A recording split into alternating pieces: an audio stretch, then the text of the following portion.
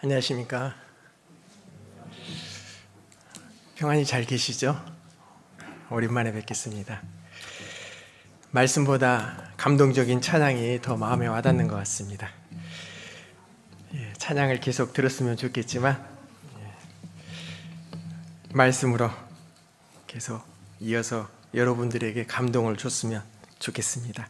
함께 기도하고 시작하겠습니다.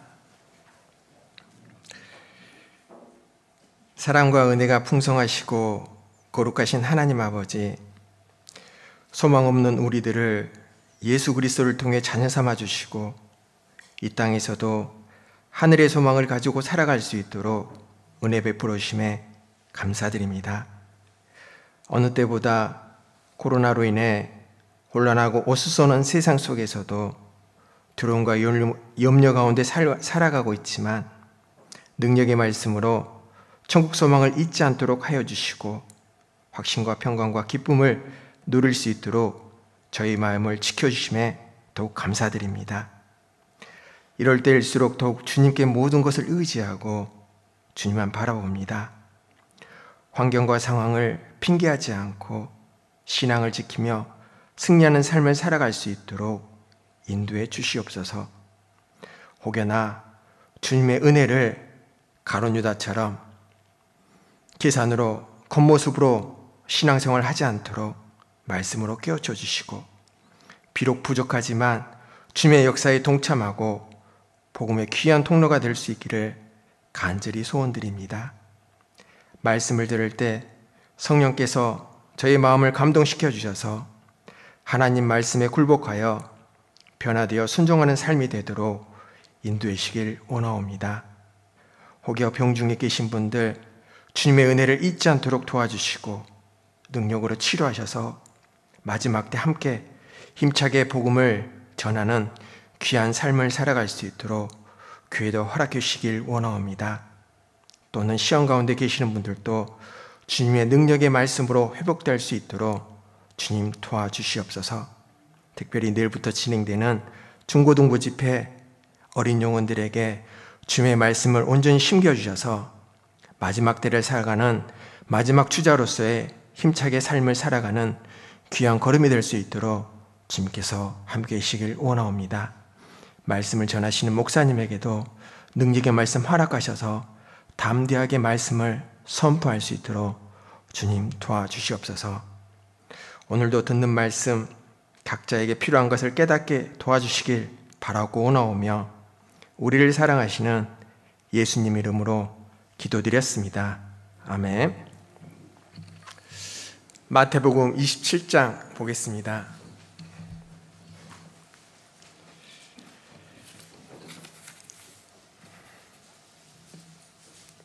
(27절부터) 제가 몇 구절 읽겠습니다.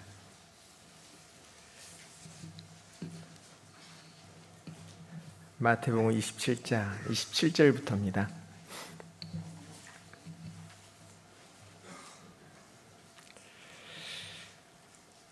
이에 총독의 군병들이 예수를 데리고 관정 안으로 들어가서 온 군대를 그에게로 모으고 그의 옷을 벗기고 홍포를 입히며 가시면류관을 엮어 그 머리에 씌우고 갈대를 그 오른손에 들리고 그 앞에서 무릎을 꿇고 희롱하여 가로되 유대인의 왕이여 평안할지어다 하며 그에게 침뱉고 갈대를 빼앗아 그의 머리를 치더라.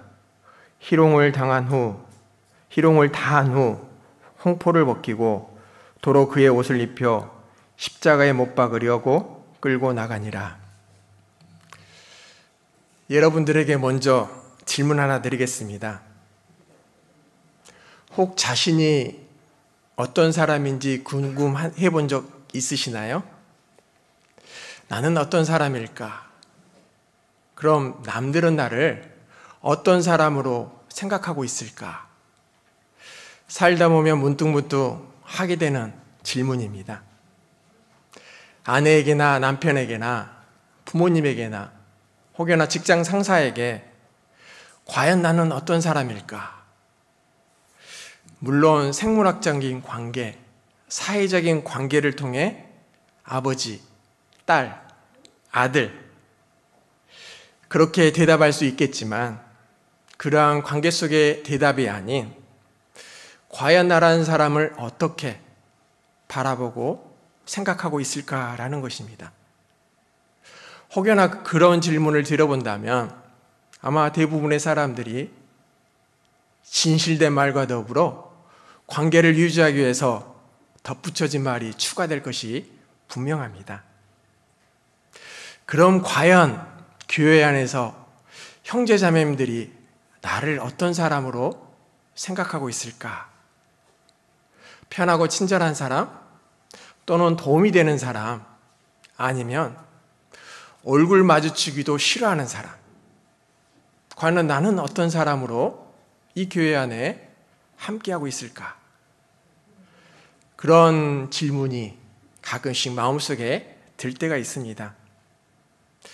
물론 사람들에 대한 평가가 중요한 것은 아니죠. 사람들의 평가보다는 하나님에 대한 평가가 더욱더 중요하다라는 사실을 알고 있습니다. 그러나 그것을 알고 있음에도 불구하고 신앙 가운데 안타깝게도 사람들의 시선 또한 세상적인 것을 가지고 평가하며 생각하는 그리스도인들이 많다라는 것이 문제죠. 아마 여기에는 그런 분들이 안 계실 것입니다. 그럼 하나님께서는 나를 어떤 사람으로 평가하실까? 성경에 보면은 하나님의 평가를 받았던 사람들이 여러 기록되어 있습니다. 에녹은 하나님과 동행했던 사람, 욥과 노아는 당대의 의인, 모세는 가장 위대한 선지자, 다윗은 하나님 마음에 합한 자다라고 평가를 받고 있죠. 그런 평가를 받았던 사람의 중요한 인물들이 히브리서 11장에 기록되어 있습니다. 물론 평가를 위해 신앙생활을 하는 것은 아니지만 남아있는 인생의 페이지를 조금 더 귀하고 값진 것으로 채우기 위해서 한번 그것을 생각해 보자라는 것입니다. 혹여나 자칫 코로나로 인해서 다람쥐 쳇바퀴 돌듯 반복되는 생활 속에서 이렇게 중요한 시간들을 따분하고 무의미하게 낭비하고 있다면 십자가의 사랑을 깨달았을 때를 다시 한번 기억하고 나머지 인생의 페이지를 좀 더 가치 있는 것으로 채우자라는 말씀을 드려보고 싶습니다. 그러한 감정을 십자가 밑에서 깨달을 수 있기 때문에 오늘 그것을 다시 한번 기획해보자라는 의미인 것입니다. 오늘 읽었던 본문 말씀이 바로 그 십자가 처형 현장입니다. 예수님께서는 십자가에 매달리시기 전 관정에서 채찍질을 당하시고 많은 희롱과 조롱을 받게 됩니다. 그 당시 이스라엘은 로마의 지배를 받고 있었기 때문에 로마는 광대한 땅을 지배하면서 반역을 억제하는 방법으로 끔찍한 십자가형의 처형 방법을 선택하게 됩니다. 처형 장면이 너무나 끔찍해서 감히 로마에 대해 반역을 생각을 처음부터 없애버리자라는 효과를 얻기 위해서 이렇게 무자비하게 처형을 하며 공개적으로 모든 사람들을 보게끔 행했습니다. 십자가형은 저주와 실패, 수치스러운 죄의 결과일 뿐 그 어떠한 것도 아니다라는 것을 많은 사람들에게 보여주고 있는 거죠. 그래서 지나가는 사람들도 그것을 보고 조롱을 하고 있는 것입니다.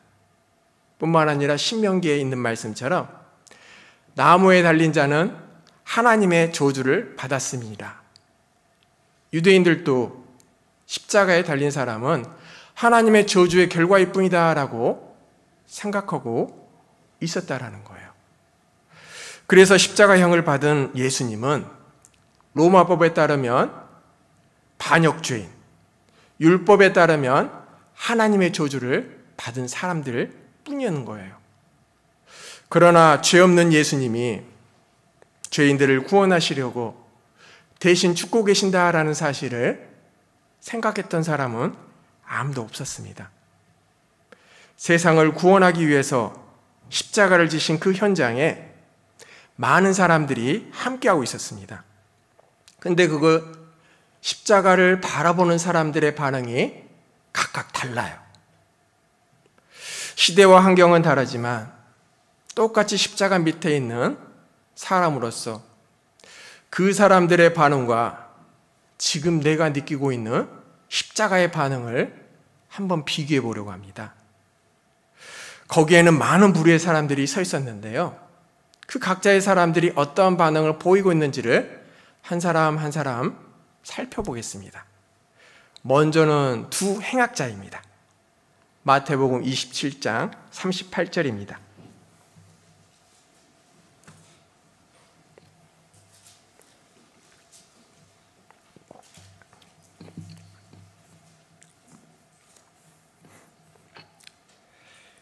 이때 예수와 함께 강도들이 십자가에 못 박히니 하나는 우편에 하나는 좌편에 있더라.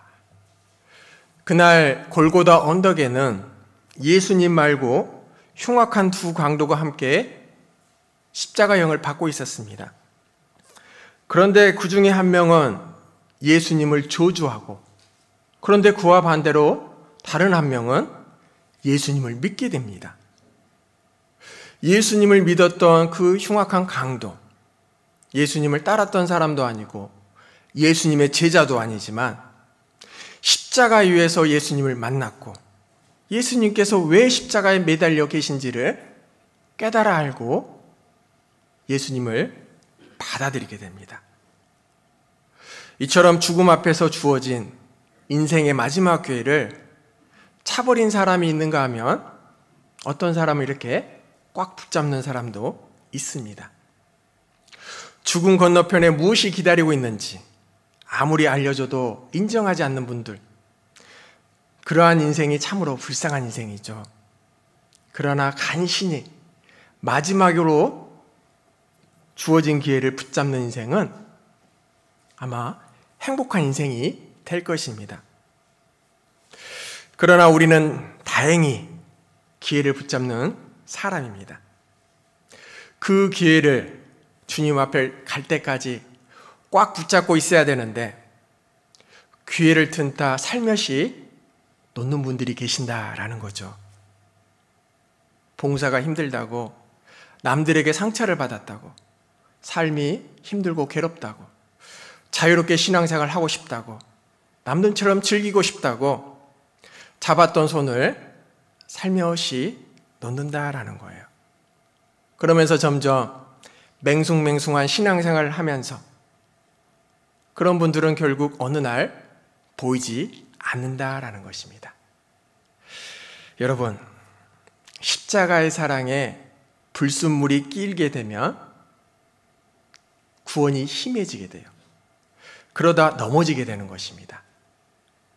부부 사이에서도 사랑보다 더 큰 것이 그 안에 끼게 되면 틈이 생기게 되죠.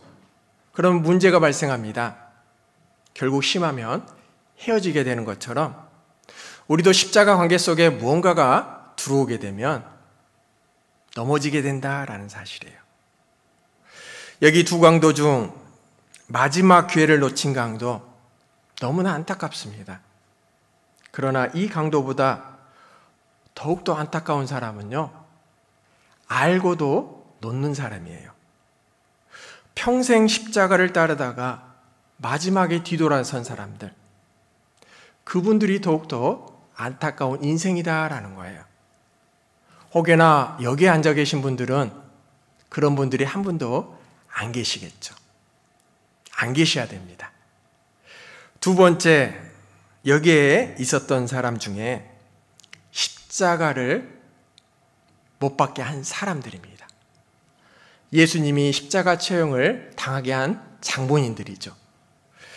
마태복음 27장 41절입니다.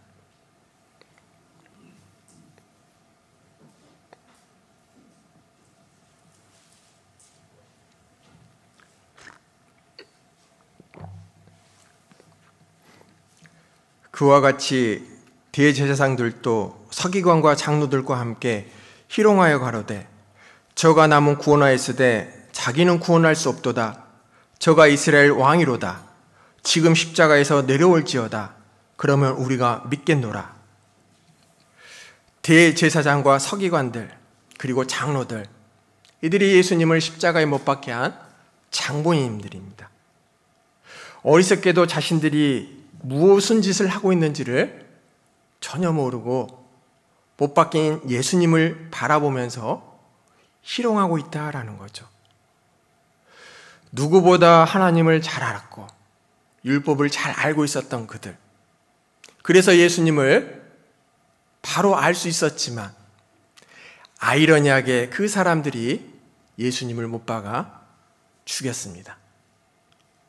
이들은 자신의 이익을 위해서 율법을 자기 나름대로 해석하고 그 잣대로 예수님을 평가하고 들이댔다라는 거죠. 왜냐하면 그동안 자기가 받았던 백성들에 대한 지지, 관심, 그 모든 것이 예수님한테 가버렸기 때문에, 뿐만 아니라 자신들이 백성들에게 가르쳤던 전통과 유전, 예수님이 그것을 다 부정해서 마음속에 복수심, 그 복수심이 가득 차 있었습니다. 결국 그들이 예수님을 십자가에 못 박히게 한 것은 율법의 문제가 아닌 자신의 이익뿐이었습니다. 자신의 이익을 위해서 성경을 이용해서 십자가에 못 박히게 한 그러한 행동들. 우리도 가끔 말씀을 내 이익을 위해서 해석하고 들이댈 때가 있다라는 거예요. 혹여나 들이댈 때에 나를 과시하기 위한 것이 아닌지, 나의 자존심을 위한 것이 아닌지, 나의 이익을 위한 것이 아닌지를 생각해야 된다라는 거예요. 남을 깎아내려 내가 올라서려 하는 마음, 남보다 나를 낮게 여기는 마음, 상대방의 성과를 깎아내리려는 그러한 생각들, 이 모든 것들이 다 십자가에 못 박히게 했던 사람들의 태도였어요. 혹여나 내 마음의 문제를 말씀을 이용하여 평가하고 들이대고 있지 않느냐. 성경은 절대로 자신이 남을 판단해서는 안 된다라고 가르치고 있습니다. 우리는 그 가르침에 신앙생활 속에서도 적응하며 따르고 행해야 된다라는 사실이에요. 여기 표시해 두시고 로마서 가보겠습니다. 로마서 2장입니다.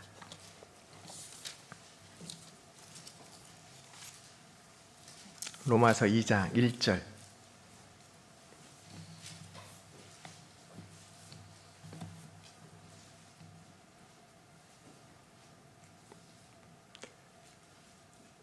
그러므로 남을 판단하는 사람아, 물론 누구든지 내가 핑계치 못할 것은 남을 판단하는 것으로 내가 너를 정죄함이니 판단하는 내가 같은 일을 행함이니라.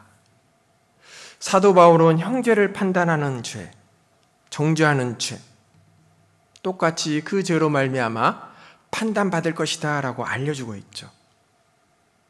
왜 성경은 우리가 남을 판단하는 것을 금지하냐면요, 우리는 전체적으로 그것을 볼 눈을 가지고 있지 않습니다. 좁은 시선으로, 또한 낮은 세상적인 지식으로, 자기 주관적인 경험으로 말씀을 들이대지만 그것들이 모두 추가되어 판단하기 때문에 절대 우리가 판단해서는 안 된다라고 금하고 있는 거예요.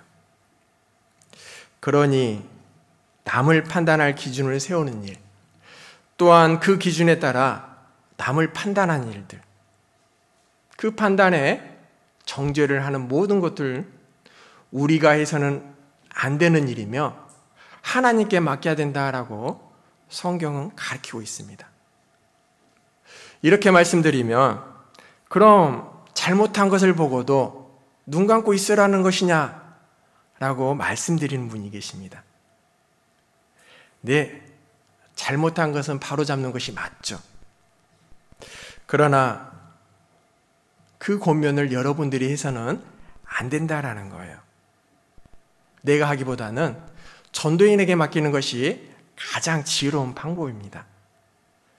정확한 말씀을 가지고 그 사람에게 권면이 들어가야 그 사람이 말씀을 통해서 자기를 바라볼 수 있는데, 혹여나 개인적인 생각이 추가되어 그 권면의 말씀을 받아들인다 할지라도 개인적인 판단에 그런 정죄는 그 사람이 결코 받아들일 수 없게 되기 때문에 그렇습니다. 본인이 하게 되면은 자기의 관점이 분명히 추가될 수밖에 없어요.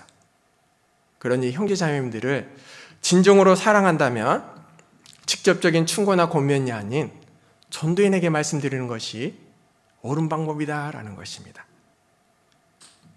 그런데 이렇게 말씀을 아는 사람들이 자기의 이익을 위해서 말씀을 이용해 먹는 것들, 절대 우리는 그러한 행동이 신앙생활 가운데에서 나타나서는 안 된다라는 것입니다.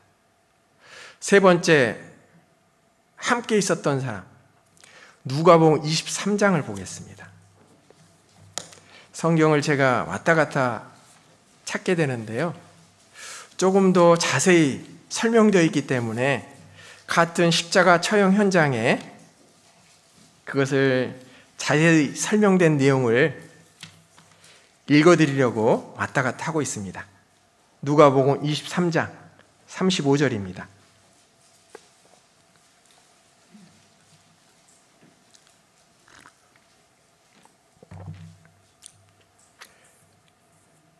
세 번째는 백성은 서서 구경하며, 세 번째 십자가 아래에 있었던 사람, 십자가를 구경하는 백성들이었습니다.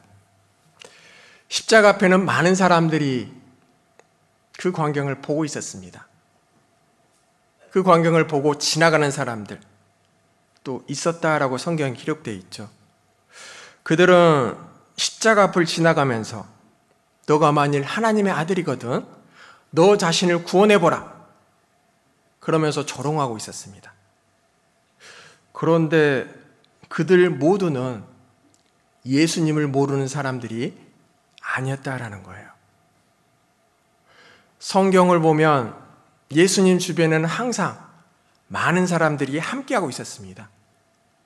예수님이 기적을 베풀 때 와 하고 몰려들어서 오병이어 기적 후에는 그 사람들이 예수님을 왕으로 세우려고까지 했었죠.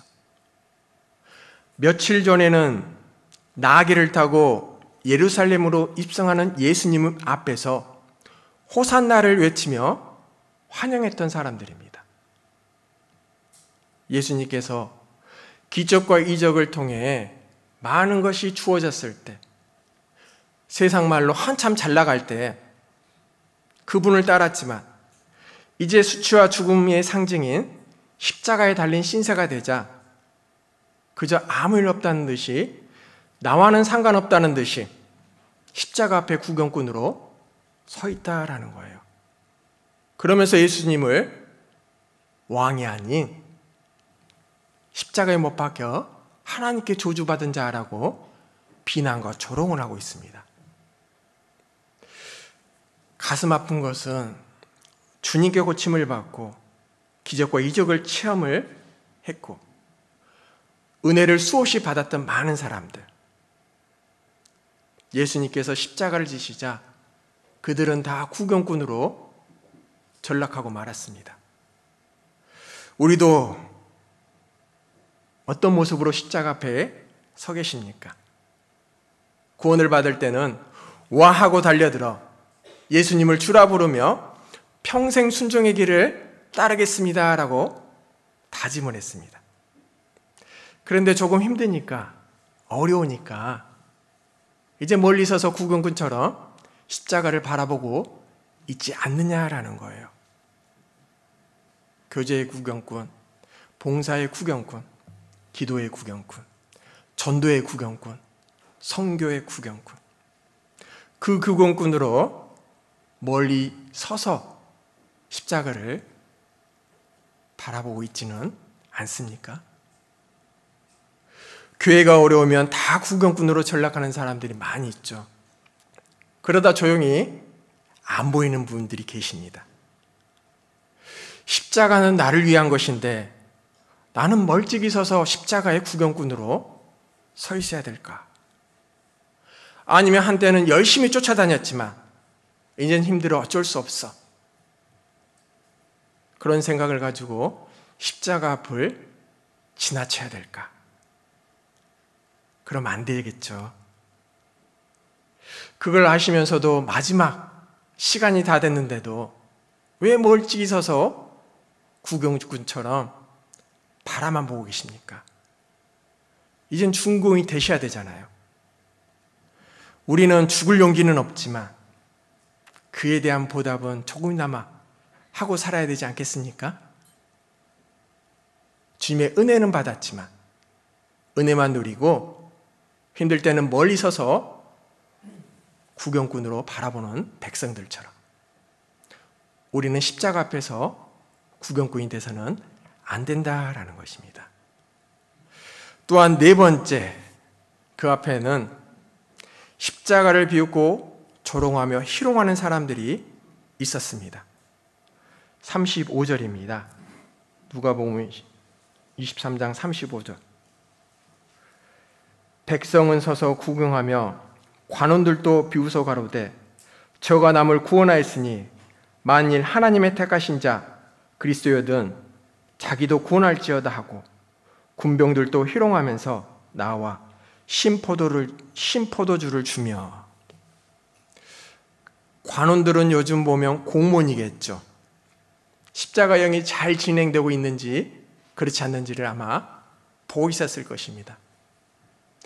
그런데 죽어가는 사람 옆에서 함께 동조하며 비웃고 조롱하고 있어요. 십자가는 자기를 위한 것인데 어리석게도 자신을 위한 그 십자가 앞에서 예수님을 비웃고 있는다라는 것입니다.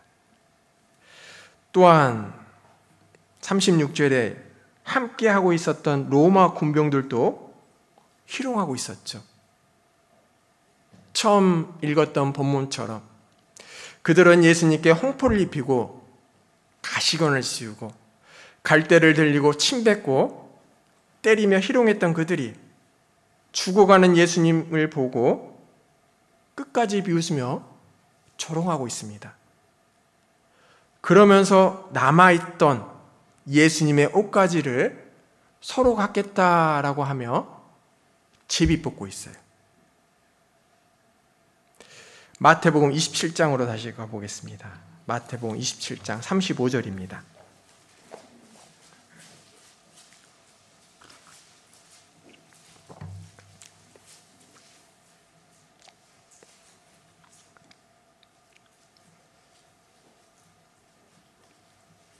저희가 예수를 십자가에 못 박은 후에 그 옷을 제비 뽑아 나누고 거기에 앉아 지키더라. 물론 군인들은 위에서 시키니까 뭔지 모르고 예수님을 십자가에 못 박히게 했을 것입니다. 그러나 그들의 행동을 보면 예수님을 더욱더 비참하게 만들고 있죠. 백성들과 함께 동조하여 희롱하면서 마지막까지 예수님의 옷가지를 서로 갖겠다라고 그러고 앉아 있는 거예요. 그저 명령에 충실하게 따르고 있었지만 그 과정 중에 얻게 될 이득만 관심 있는 그들. 혹 이런 생각을 가지고 계신 분들 여기에 안 계시겠죠? 주신 직분이나 봉사가 신앙의 성장을 위한 것이 아니라 자기 과시와 명예를 위한 것들, 내 이익을 위한 것들. 직분이 명예에 있냐? 그 위치에 서서 남을 판단하고 정지하고 나와 의견이 다르다고 생각이 다르다고 파당과 파벌을 만들고 세상에서 누리지 못한 그 권력을 교회 안에서 누려보겠다고. 그 모든 것들이 다 예수님을 십자가에 못 박고 그 곁에서 옷을 나누며 제비 뽑는 로마 병사와 다름이 없다라는 것입니다. 우리도 주님의 십자가 앞에 나와 있지만 여전히 우리의 마음속에서는 작은 것 하나 손해보려 하지 않습니다. 아니, 그 작은 것 하나 손해본 것 때문에 서운하고 속상하고 십자가의 그 큰 은혜를 잊어버린다라는 거예요. 그저 눈에 보이는 것을 탐하고 자신의 이익을 추구하느라 죄에 대한 무관심의 행동들, 그들의 모습이 바로 믿는다라고 고백하는 우리의 실체입니다. 자기를 부인하고 자기 십자가를 져야 할 제자의 부르심으로 받은 우리들이 자기 부인은커녕 양보는 눈꼽만치도 하기 싫어하며 자기 만족을 위해서, 자기의 자존심을 지키기 위해서 십자가 앞에서 이게 눈으로 모든 것을 바라보며 행동하는 것들, 로마 병사와 무엇이 다를까 생각해 보게 됩니다. 우리는 예수 그리스도를 믿지 않는 사람들을 탓하기 전에 믿는 우리의 모습이 혹여나 로마 병사처럼 되고 있지 않는지 생각해 봐야 됩니다. 이처럼 4명의 부류들은 십자가를 이해하지 못했고 십자가에 가장 가까이 있었으면서도 십자가를 비우고 조롱하고 희롱했습니다. 그런데 예수님께서는 그런 그들을 향하여 아버지여 저희를 사하여 주옵소서, 저희가 자기 하는 것을 알지 못하나이다 라고 기도를 드리고 있어요. 이처럼 십자가 주위에는 그 의미를 이해하지 못하고 깨닫지 못하고 믿지 못하는 어리석은 사람들이 많습니다. 우리 시대에도 그와 같은 사람이 많이 있죠.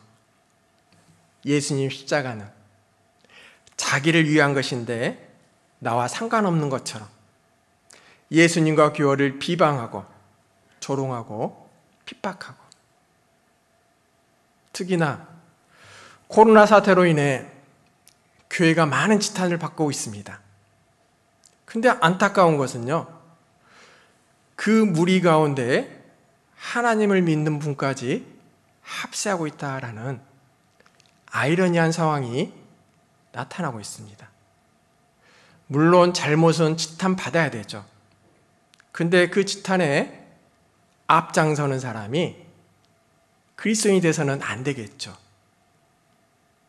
우리는 그러한 잘못을 해서는 안 될 것입니다. 언제까지나 십자가의 혜택은 누리면서 십자가에 참여하지 않는 그 무리의 모습으로 주님의 제자라고 하며 살아서는 안 되겠죠. 그분들의 특징이 바로 간증 속에서는 사랑을 말하며 구원을 강조하지만 실제로 자기 삶 속에서는 아무것도 하지 않는다라는 것이 특징입니다. 정작 자신은 헌신하지 않고 고난에 동참하지 않고 함께하지 않는다라는 거예요. 물질도 몸도 들이지 않으면서 고르반이라 외치며 말하며 끝나버립니다. 이런 사람들이 바로 십자가 아래에 있었던 사람들이에요. 그런데 이와 반대되는 사람, 극소수지만 진정 예수님을 사랑했던 사람이 몇 명 있었습니다. 첫 번째는 끝까지 충성한 갈릴리 여인들이었습니다. 요한복음 19장으로 가보겠습니다. 요한복음 19장.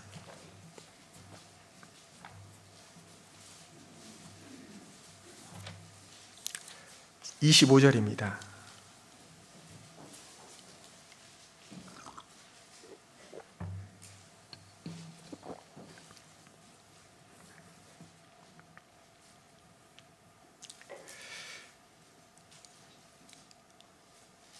예수의 십자가 곁에는 그 모친과 이모와 글로바의 아내 마리아와 막달라 마리아가 섰는지라. 십자가를 끝까지 지켰던 사람은 진정으로 주님을 아끼고 사랑했던 사람이죠. 주님을 만나 사랑을 깨닫고 인생이 변화됐던 경험을 했던 사람들. 웬만한 사람들은 예수님께서 십자가를 지셨을 때 다 도망가 버리고 외면했지만 이 여인들은 끝까지 십자가의 길을 쫓아갔습니다. 그리고 그 아래에서 애통하게 울고 있었어요. 예수님께서 다시 살아나겠다라고 예언을 했지만 제자들도 그 자리에 없었습니다. 그날 새벽 미명에 무덤을 찾아간 사람들도 제자들이 아닌 이 여인들이었어요. 그들은 낮고 천한 여인의 신분으로 혹여나 예수님을 따르다가 반역자로 오해받아 체포되어 똑같은 처형을 당할지도 모르는데 그러한 위험을 감수하고 십자가 현장까지 끝까지 함께하고 있었습니다. 그런데 여기에 나오는 사람의 이름을 보면요, 예수님 육신의 어머니인 마리아, 예수님 이모인 살로메, 그리고 야고보와 요한의 어머니 마리아, 그리고 막달라 마리아, 4명의 여인이 함께 있었습니다.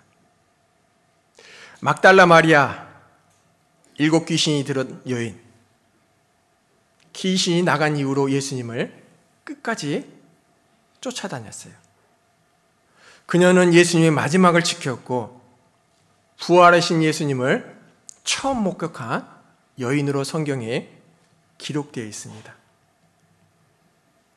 예수님이 돌아가신 이후에 무덤에 안치된 것을 확인하고 또한 돌아가신 시신을 위해서 장례의 향품과 용품을 준비했던 그러한 사람, 그 사람들이 이 여인들이었어요. 안식 이후 이른 새벽에 여인들이 향품을 가지고 예수님의 시신에 갔을 때 부활을 처음 접하고 기쁨을 누렸던 그러한 사람들. 이 여인들은 상황과 환경이 바뀌었다고 받은 은혜를 헛되이 버리는 사람들이 아니었습니다.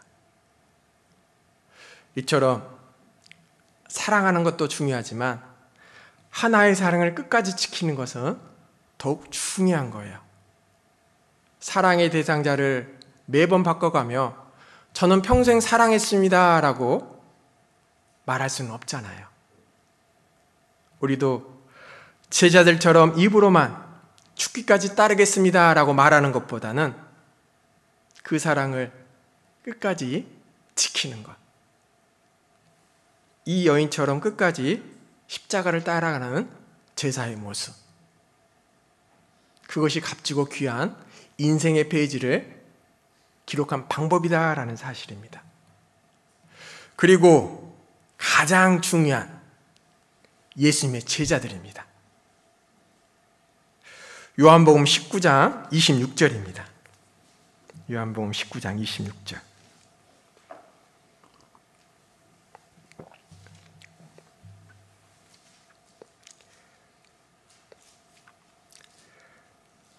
예수께서 그 모친과 사랑하시는 제자가 곁에 섰는 것을 보시고 그 모친께 말씀하시되 여자여 보소서 아들이니이다 하시고 또 그 제자에게 이르시되 보라 내 어머니라 하신대 그때부터 그 제자가 자기 집에 모시니라. 여기서 말씀하신 사랑하는 제자가 바로 사도 요한입니다. 예수님께서 로마 병사에 붙잡혔을 때부터 십자가에 못 박혀 죽으실 때까지 다른 모든 제자는 도망가 버렸지만 요한은 끝까지 함께하고 있었습니다. 물론 다른 제자들 무리 속에 숨어서 멀리 지켜보고 있을 수도 있었겠죠. 그러나 시간이 점점 흘러갔을 때 더 이상 아무 일이 벌어지지 않았을 때, 우리가 할 수 있는 것은 아무것도 없다라고 생각됐을 때 그들은 모두 돌아가 버렸을 거예요. 그런데 유일하게 요한만은 끝까지 함께 했습니다. 십자가에 함께 했던 사람들, 그 많은 사람들 중에 제자 한 사람, 요한만 있다라는 사실, 가슴 아픈 일이죠. 그들은 예수님과 3년 반 동안 동고동락했던 사람들입니다. 예수님께서 바다를 잔잔하게 하시고 물 위를 걸어오시는 것을 보시고 죽은 자를 살리시는 것을 보시고 그 모든 기적과 이적을 보고 함께 했던 사람들이에요. 그런데 이런 제자들이 마지막 십자가 현장에서는 요한을 제외하고 모든 사람들이 다 함께하지 않았다라는 거예요. 다른 사람은 몰라도 나는 죽을지언정 주님을 떠나지 않겠습니다. 혼장담했던 수제자 베드로. 닭 울기 전 3번 부인하는 자신의 모습이 너무나 한탄스러워 통곡을 했지만 그때뿐이었습니다.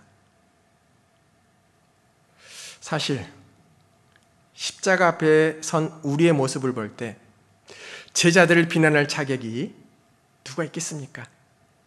우리도 여러 가지 이유로 십자가를 외면할 때가 많이 있잖아요.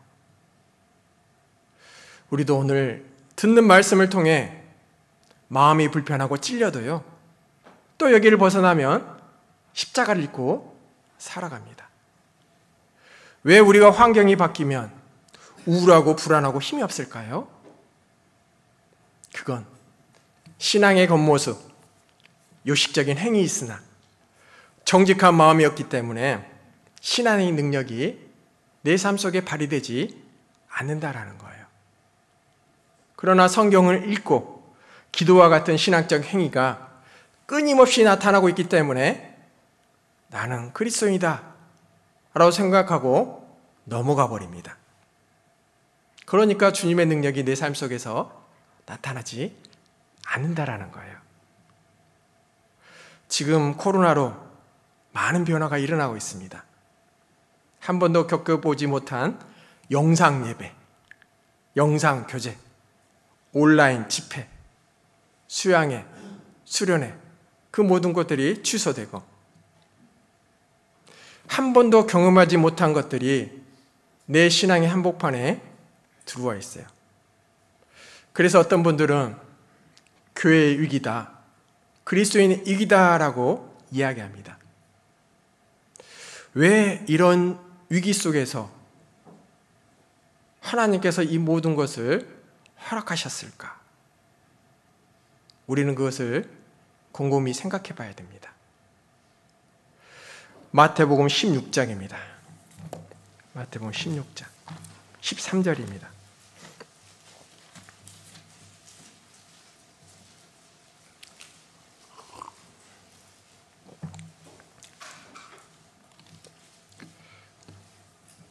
마태복음 16장 13절. 예수께서 가이사랴 빌립보 지방에 이르러 제자들에게 물어 가라사대 사람들이 인자를 누구라 하느냐? 15절입니다.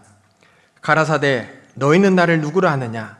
시몬 베드로가 대답하여 가로되 주는 그리스도시요 살아계신 하나님의 아들이시니이다. 베드로는 이때까지만 해도 주님을 그리스도다, 하나님의 아들이다 라고 대답합니다. 근데 얼마 지나지 않아 이렇게 바뀌어버립니다. 마태복음 26장입니다. 마태복음 26장 72절입니다.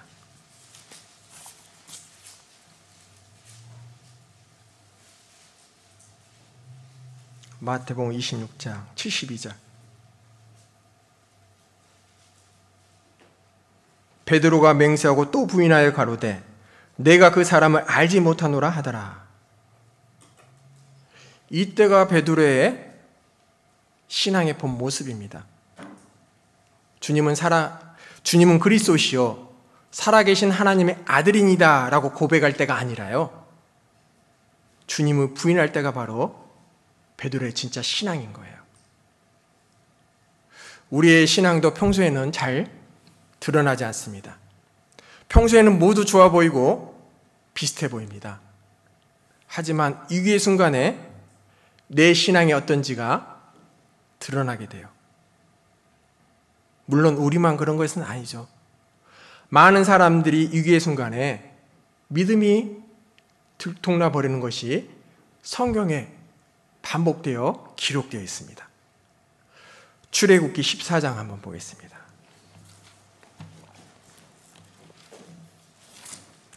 출애굽기 14장 10절입니다.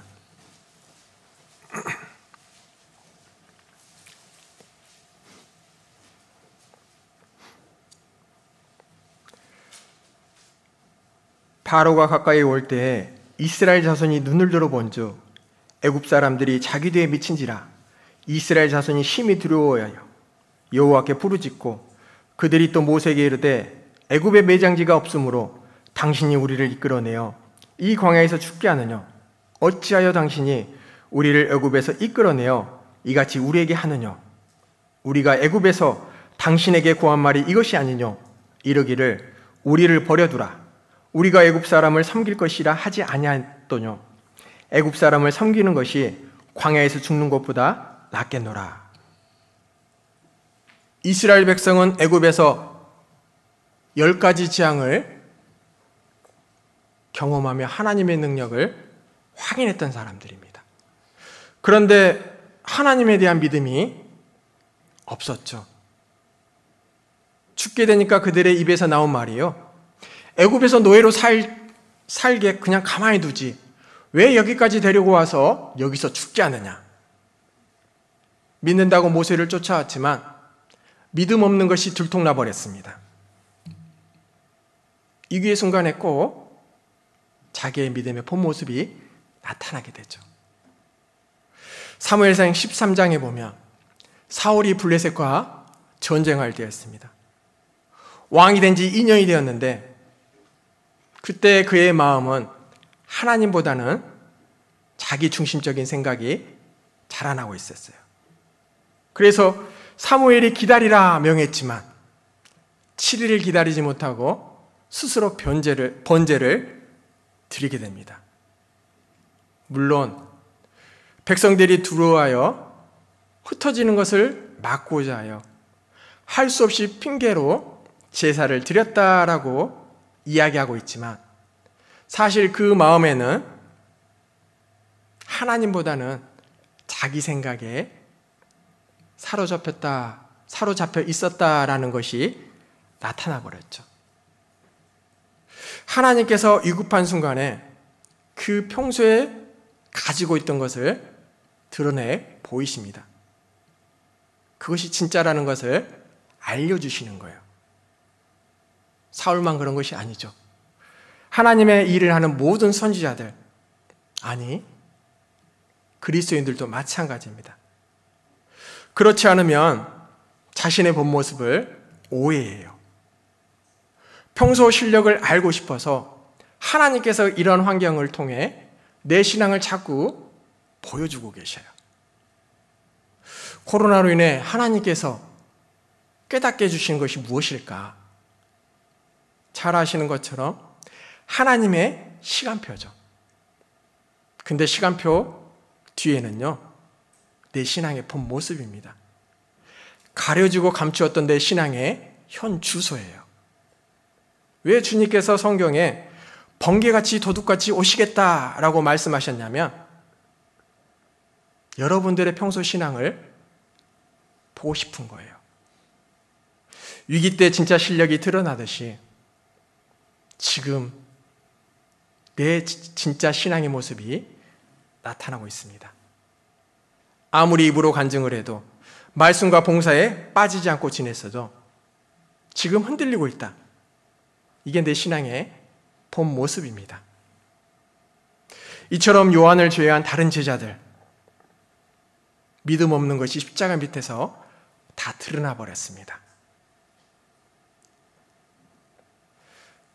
그런데 이 와중에 이방인이었던 로마 군병 한 사람, 백부장이 있었습니다.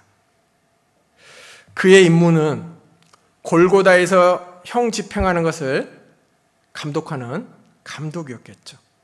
아마 형 집행이 끝나면은 보고서를 작성하여 총독에게 올렸을 사람일 것입니다. 그래서 그는 모든 것을 처음부터 끝까지 함께하고 보고 있었습니다. 그런데 그가 마지막에 외쳤던 고백이 성경에 이렇게 기록되어 있습니다. 마가복음 15장입니다. 마가복음 15장 39절입니다.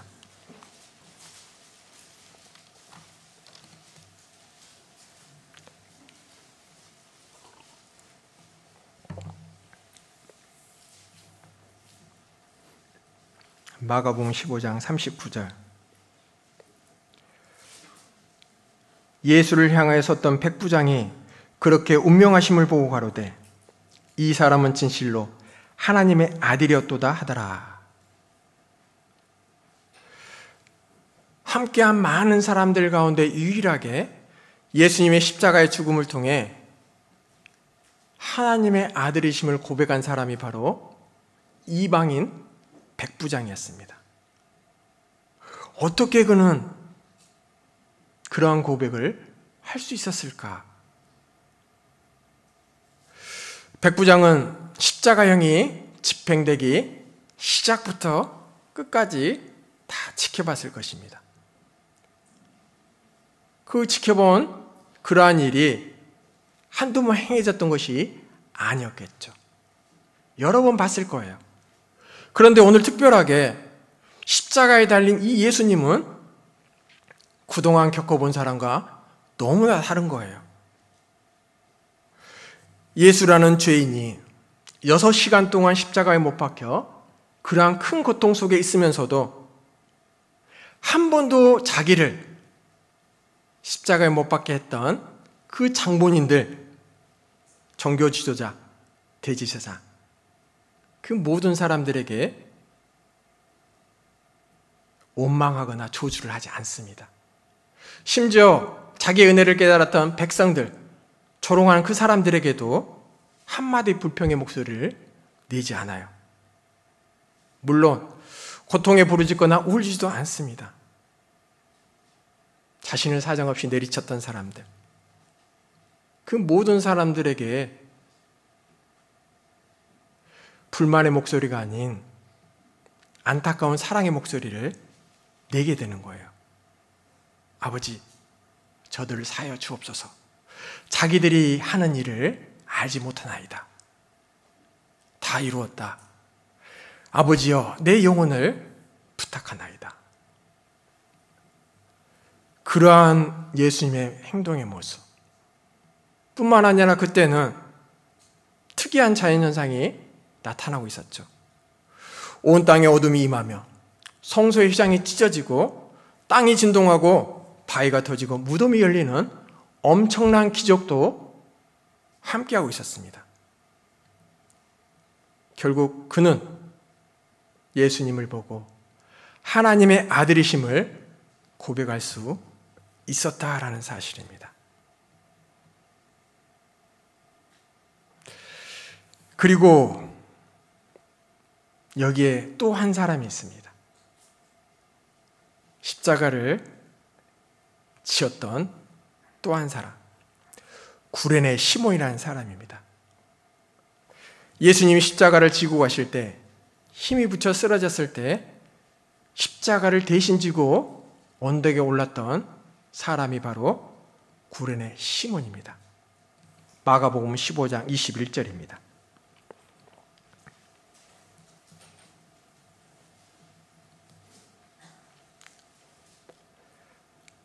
마침 알렉산드로와 루포의 아비인 구레네 사람 시몬이 시골로 와서 지나가는데 저희가 그를 억지로 같이 가게 하여 예수의 십자가를 지우고 예수를 끌고 골고다라 하는 곳 하면 골고다를 하는 곳에 이르러. 예수님의 제자도 아니고 예수님의 말씀을 직접 들어본 적도 없었던 시몬, 유대인 명절에 참여하고자 저 멀리서 예루살렘까지 왔었던 사람. 그런데 오늘은 어찌 다른 명절과 다른 날입니다. 저 멀리서 수많은 사람들이 누군가를 보고 함께하고 있는 거예요. 물론 그 당시 예수님은 유명인사였기 때문에 그 이름은 알고 있었겠죠. 근데 그가 멀리서 구경꾼으로 그 예수님을 바라보고 있을 때 왜 저 사람이 저런 일을 당해야 되는지, 빚두성이가 되어 십자가를 지고 가야 되는지 알지 못한 채 물끄러미 쳐다보고 있었을 것입니다. 그런데 하필 수많은 사람들 가운데 로마 병사가 자기를 콕 찍어 예수님 십자가를 대신 지게 하는 거예요. 아마 시몬의 마음속에 이 많은 무리들 중에 왜 하필 나를, 아마 재수없다라고 생각했을지 모르겠습니다. 근데 그러한 운 나쁜 날, 재수없는 일이요, 인류 역사상 가장 위대한 일이 됐죠. 아마 그때는 그것이 그 일인지를 모르고 아마 마음이 속상하고 불편했을 것입니다. 그는 십자가를 가장 가까운 곳에서 함께하고 있었습니다. 그런 일을 겪은 후 고향에 돌아가 어떠한 모습으로 살았는지가 성경에 기록되어 있지 않아요. 그런데 로마서 16장을 통해서 어떠한 삶을 살았는지를 알아볼 수가 있습니다. 로마서 16장을 보겠습니다.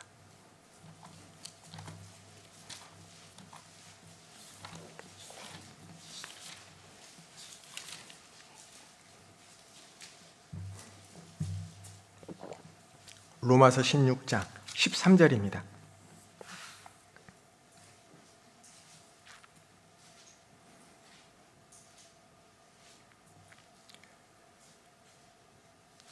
주 안에서 택하심을 입은 루포와 그 어머니에게 문안하라. 그 어머니는 곧 내 어머니니라. 바울이 로마 교회에 보낸 편지에 루포의 어머니가 내 어머니다 라고 문안하고 있죠. 여기 루포는 시몬의 아들입니다.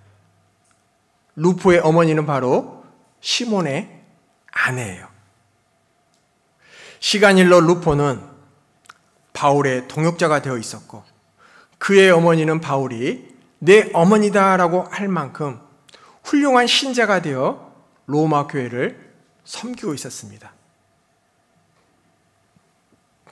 시몬은 왜 하필 내가 불평과 원망으로 예수님의 십자가를 대신 지었겠지만 이후 바울이 인정한 믿음을 갖게 되었고 그 가족도 동일한 믿음 안에 함께하고 있었다라는 거예요. 그는 후대까지 예수님의 십자가를 진 인물로 자자손손 복받은 인물로 기록에 남아있죠. 물론 십자가를 지도록 선택받았을 때는 세상적인 눈으로 바라보면 운 없는 그러한 일이었습니다. 그런데 그 운 없는 일이요 가장 위대한 일로 바뀌게 되었죠.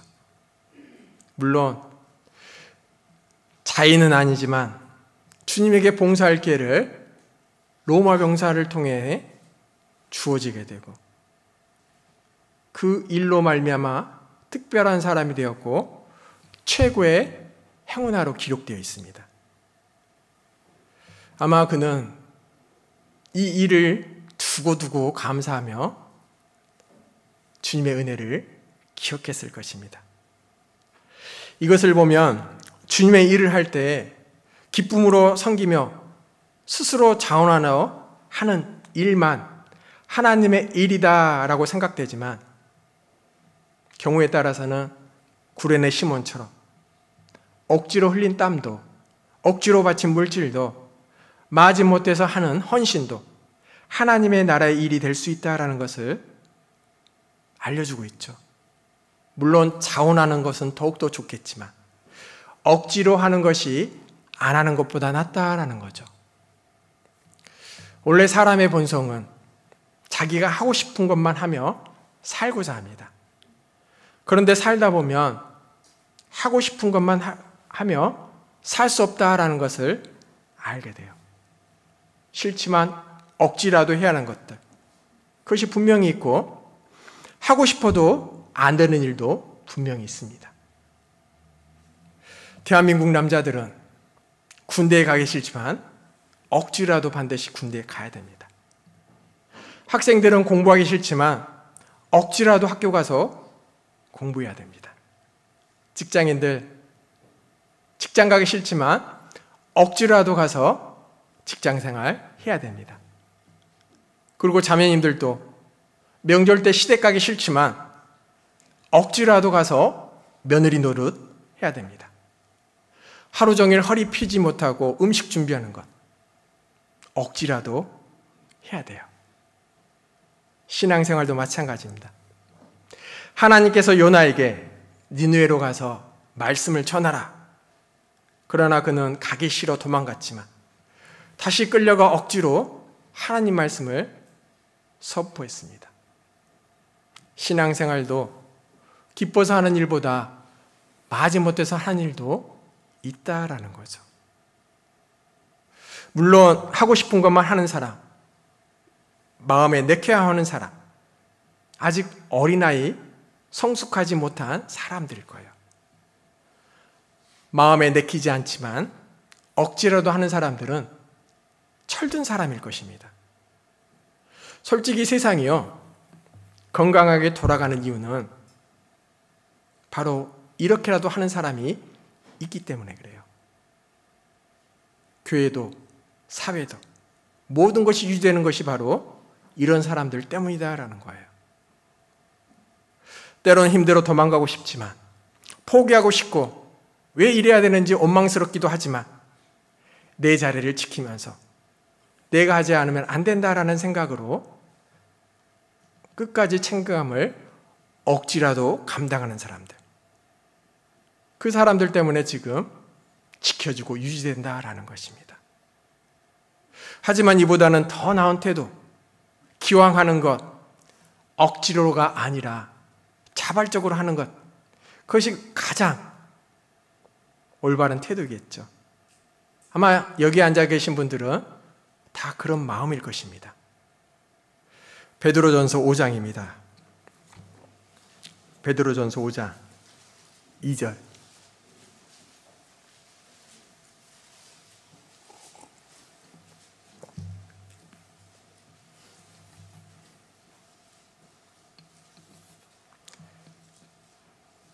너희 중에 있는 하나님의 약물을 주되 부득이함으로 하지 말고 오직 하나님의 뜻을 쫓아 자원함으로 하며 더러운 일을 위하여 하지 말고 오직 즐거운 뜻으로 하며. 주님의 말씀하시기를 이왕 할 것 부득이함으로 하지 말고 즐거운 마음으로 자원함으로 하기를 원하신다. 예배드리고 교제하고 봉사하며 섬기는 그 모든 일들, 자원하는 마음으로 기꺼이 즐겁게 감사하며 순종하는 것이 더 낫다라고 말씀해 주시죠. 주님이 억지로 순종해서 따르는 사람에게 이렇게 복을 주셨다면 자발적으로 하는 사람들에게는 얼마나 놀라운 복을 주실까 기대할 수 있을 것입니다. 이러한 비슷한 말씀이 여러 군데 기록되어 있죠. 고린도후서 9장에 보면 인색함으로나 억지로 하지 말지니 하나님은 즐겨내시는 자를 사랑하시느니라. 하나님께서는 우리에게 순종을 원하지 복종을 원하지 않습니다. 물론 시몬처럼 억지로라도 복종을 했을 때 은혜가 주어지겠지만 이왕 하는 것, 순종하는 마음으로 하는 것이 하나님께서 원하시는 자세겠죠. 억지로라도 복종할 때 순종하게 됩니다. 솔직히 100%의 순종하는 마음이 없을 때가 많이 있습니다. 죄송합니다. 저만 그럴 때가 있는 것 같은데요. 여러분들은 안 그러시겠죠? 순종함으로써 순종한 법을 배우는 것입니다. 그리스도인은 이해가 되기 때문에 순종하는 것이 아니라 순종하면 이루어질 것을 믿기 때문에 순종하는 거예요. 우리 앞에 놓여 있는 위기, 하나님께서 순종할 기회를 주신 시간임을 우리는 깨달아야 됩니다. 왜냐하면 징조라는 것은 아직 기회가 남아있다라는 신호이기도 하기 때문에 그래요. 돌아설 수 있는 기회, 더 잘해볼 수 있는 기회, 칭찬받을 수 있는 기회, 만회할 수 있는 기회, 그 기회가 우리에게 아직 남아있다라는 것입니다. 갈라디아서 6장도 보겠습니다. 갈라디아서 6장 9절입니다.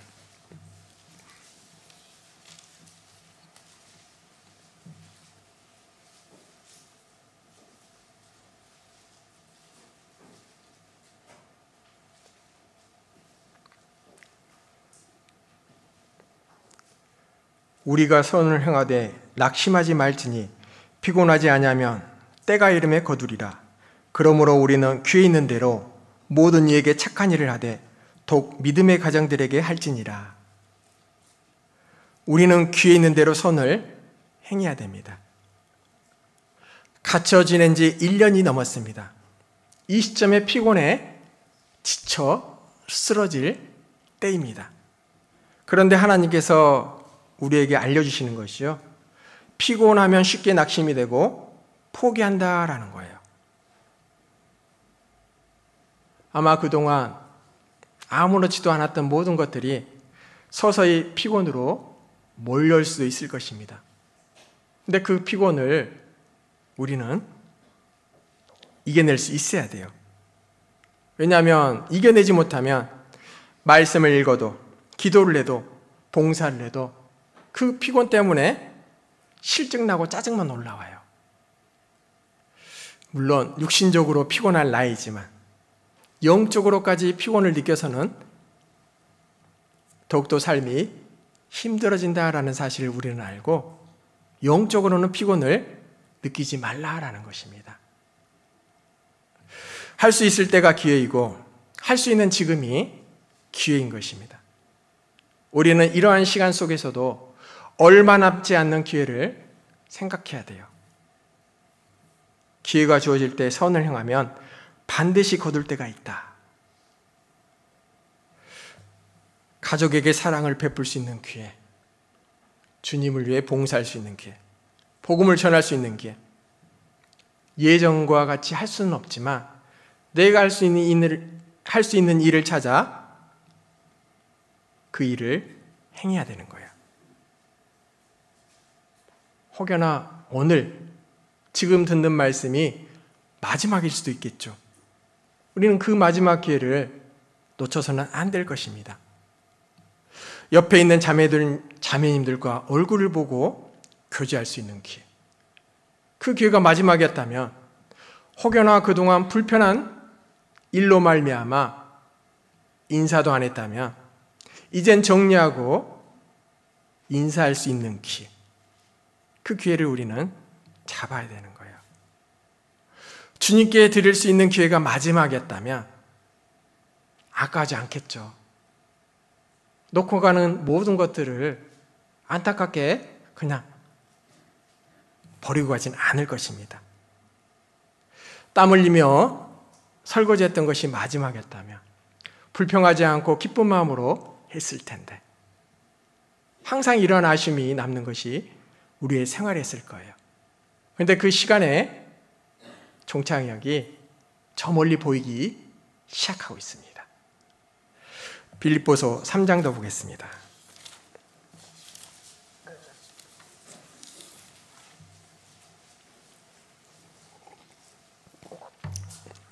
빌립보서 3장 13절입니다.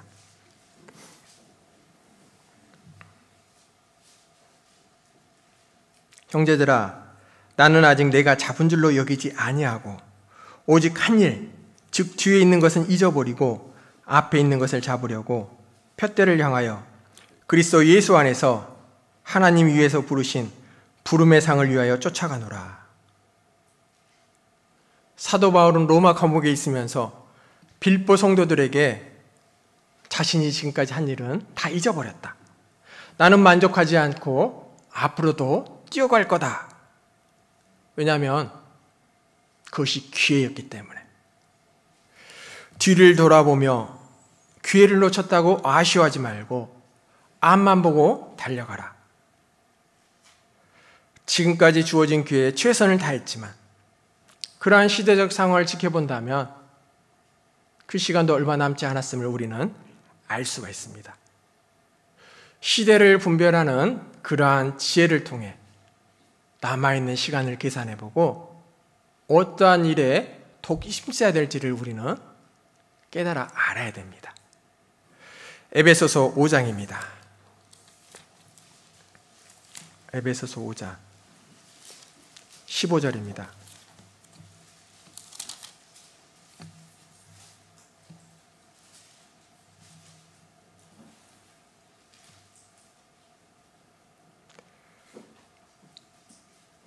그런즉 너희가 어떻게 행할 것을 자세히 주의하여 지혜 없는 자같이 말고 오직 지혜 있는 자같이 하여 세월을 아끼라.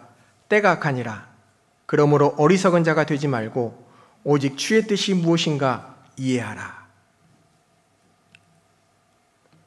지혜는 앞을 내다보고 미리 준비하고 행하는 것이 지혜입니다. 어리석음은 끝나고 돌아보며 후회하는 것이 어리석음입니다. 어리석은 자는 날마다 시간을 흘려보냅니다. 그런데 지혜로운 자는 어떻게 행할 것을 생각하며 행하는 것입니다. 주님께서는 지혜로운 주님의 제자로서 자기의 십자가를 지고 쫓아오라 명하셨습니다. 우리도 각자의 십자가를 지고 쫓아가야 돼요. 십자가의 사랑을 깨닫고 그 뒤를 쫓아오는 제자의 삶을 살아라 말씀하고 계셔요. 누가복음 9장에 나를 따라오거든 자기를 부인하고 날마다 제 십자가를 지고 나를 쫓을 것이니라. 예수님을 믿는 처음에는 십자가 가까이 다가섰고 지금도 가까이 있고 그것이 계속 진행되어 마지막까지 십자가에 가까이 있는 사람이 중요한 사람입니다. 그렇다면 지금 여러분들은 십자가에 가까이 계십니까? 아니면 멀리 서서 바라보고 계십니까? 내 마음대로 살고 싶어서, 즐기고 싶어서, 죄 짓고 싶어서, 고난받기 싫어서 혹여나 구경꾼처럼 멀리 서 계시지는 않습니까? 기적과 이적이 나타날 때는 예수님 주변에 많은 사람들이 모여들었고 서로 자신이 주님의 제자라고 이해하겠습니다. 그러나 예수님이 힘없이 붙잡혀 돌아가실 때는 모두 등을 돌렸습니다. 어떤 이는 조주까지 하게 됐죠. 예수님의 사랑을 받았던 10명의 제자들도 함께하지 않았습니다. 오로지 소수의 사람만이 그 십자가 밑까지 함께했습니다. 자칭 예수님의 제자요 그리스도인이다라고 간증하는 우리에게 묻습니다. 당신은 어떤 사람입니까? 혹시 고난당하신 주님을 부인하고 떠나갔던 제자는 아닙니까? 당신은 십자가에 달린 주님을 조롱하고 모욕했던 종교 지도자처럼 주님에게 표적만 구하는 신앙은 아닙니까? 입술로는 하나님을 섬기며 그리스도인의 제자다라고 간증을 하지만 실상은 경건의 모양만 있고 경건을 부인하는 거짓 제자는 아닌지 스스로 생각해 봐야 됩니다. 그래야만 주님을 부인하고 떠나는 그러한 심각한 잘못을 저지르지 않게 되기 때문에 그래요. 예수님을 믿는다는 것은 우리가 세상적으로의 신분의 변화를 말하는 것이 아니죠.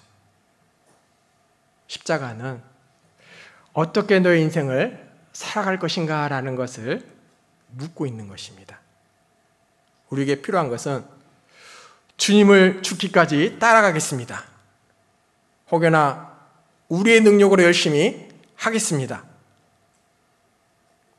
그것을 말하는 것이 아니라 말씀에 오로지 순종할 준비가 되어 있느냐라는 말인 거예요. 갈라디아서 6장 보겠습니다. 갈라디아서 6장 17절입니다.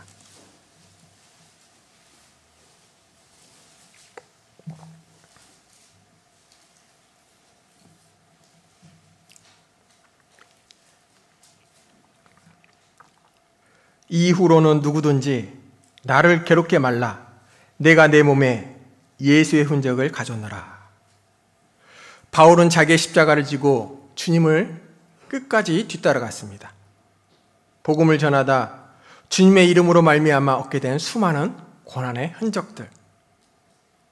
그런 바울을 비난한 사람들에게 바울이 이렇게 되묻고 있습니다. 너희는 예수의 흔적을 가졌느냐? 사람들은 예수 믿고 구원받으면 세상적으로 복받고 편안하게 살 것, 또한 내 자녀가 잘 되고 건강하며 어떠한 어려움도 없이 고난 없이 살기를 원합니다. 교회도 물질적으로 풍성해지고 거기에다가 크고 멋진 교회를 만들어 놓으면 주님께서 이 모든 것을 해주셨다 라고 이야기를 하죠. 그런데 안타까운 것은 그러한 모습 뒤에는 예수님의 십자가의 흔적이 없다라는 거예요. 예수님을 따른다고 하면서 고난을 받은 흔적이 있느냐? 고난 앞에 무서워 피해버리지 않았느냐? 그래서 흔적보다는 눈에 보이는 좋은 건물들, 훌륭한 시설물만 기뻐한다라는 거예요. 만약 주님의 몸된 교회와 교회 지체인 그리스도인들이 예수의 흔적이 나타나지 않고 있다면 어디서 그 흔적을 찾아볼 수 있을까요? 예수님께서 우리에게 원하시는 것은 사도 바울처럼 흔적이 나타나기를 원하십니다. 주님의 십자가 은혜를 그 무엇보다도 영광스럽게 생각하며 자랑하는 흔적. 주님을 위해 내 육신의 정욕과 욕심을 포기하는 흔적. 말씀대로 살다가 손해보기도 하며 사람들에게 비난과 손가락질을 당하기도 하며 말씀을 전하다 핍박과 조롱을 받기도 하는 흔적들. 예수님을 만나고 나서 시간이 가면 우리에게 나타날 흔적이 바로 십자가의 흔적입니다. 우리가 이 세상을 살다가 마지막 앞에 남겨야 될 흔적이 바로 예수님의 십자가의 흔적입니다. 그럼 나는 지금까지 살면서 그리스도인으로 예수님의 흔적이 내 몸에 얼마나 새겨져 있는가? 예수님과 함께 십자가에 달린 죄수들, 십자가를 못 박힌 로마 군인들, 예수님을 십자가에 넘겨준 제사장과 서기관들, 예수님을 통해 기적을 경험했던 구경꾼들, 예수님을 따르던 사람들, 갈릴리에서부터 이 십자가 현장까지 예수님을 쫓아온 여인들, 그 많은 사람들이 십자가 밑에 함께하고 있었습니다. 그들은 예수님께서 십자가에 하신 말씀, 자기를 죽이려고 이렇게 못 박았던 사람들까지 포함해서 모든 사람들의 죄를 용서해달라 기도하며 다 이루었다 말씀하셨습니다. 그 모든 것들을 주변의 사람들이 다 들었죠. 또한 하늘이 어두워지고 땅이 진동하며 무덤이 열리는 것도 보았습니다. 그중 어떤 사람은 마지막에 낙원을 역속받았고, 어떤 사람은 예수님을 끝까지 저주하며 부인했고, 어떤 사람은 사랑하는 마음으로 가슴 아파 울부짖었고, 어떤 사람은 머리를 흔들며 예수를 희롱하고 조롱했고, 어떤 사람은 후회하며 돌아갔습니다. 근데 어떤 사람은 하나님의 아들로 인정했던 사람도 있습니다. 지금도 십자가 앞에서 여러 사람들이 여러 가지 반응을 보입니다. 어떤 사람은 천국과 지옥이 없다, 영혼도 없다, 이 모든 것은 저절로 생겼다. 어떤 사람들은 자기 힘으로 구원을 받으려고 애쓰기도 합니다. 어떤 사람들은 신앙을 고백하면서 여전히 자신이 주인이 되어 살아가기도 합니다. 어떤 사람들은 예수 그리스도가 하나님의 아들임을 믿고 십자가를 지고 쫓아갑니다. 그럼 여러분들에게 묻겠습니다. 당신은 이 중에 어떤 사람입니까? 기도하고 마치겠습니다.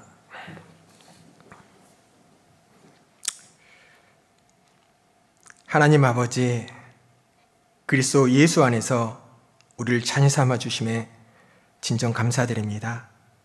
항상 말씀을 통해 내 삶을 뒤돌아보게 하시며 주님의 뜻을 올바로 알 수 있도록 교훈해 주심에 더욱 감사드립니다.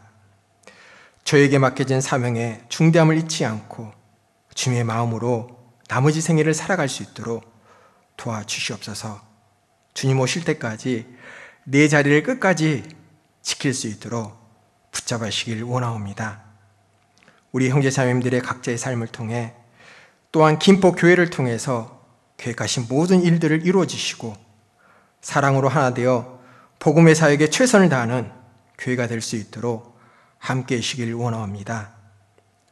저희를 위해 죽으시려고 십자가를 지신 예수님의 마음으로 나머지 생애를 살고자 합니다. 더욱 섬김과 사랑으로 승리하는 예수님의 삶이 저희 삶 속에서 나타날 수 있도록 도와주시옵소서. 함께해 주신 주님께 감사드리며 예수님의 이름으로 기도드렸습니다. 아멘.